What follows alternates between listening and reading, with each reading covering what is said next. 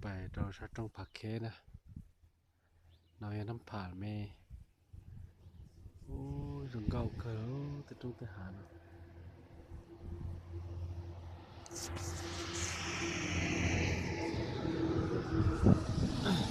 โอ้ตีเขาเลยก็เข้าทีนี้ต้องผักเคสรุปต้องผักเคเกียแต่ผักเคแล้วต้องเราชาเสาชาในยามชาน้ำเย็นอ่ะ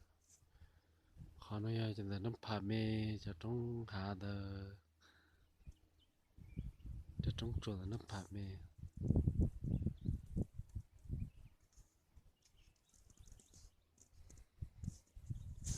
วิจัยนอมันนอเกอเลี้ยว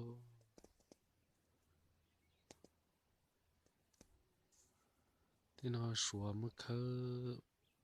ว่าเกลีนอไปละลอเลยนอแต่ต้องเรียกว่าอะไรชัวเคอสินะ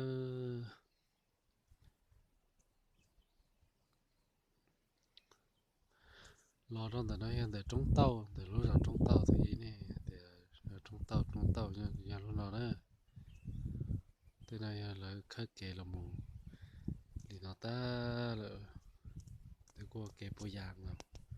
ตรงนี้เนาะเขาน้อยเขาลูกหาน้ำผ่าเม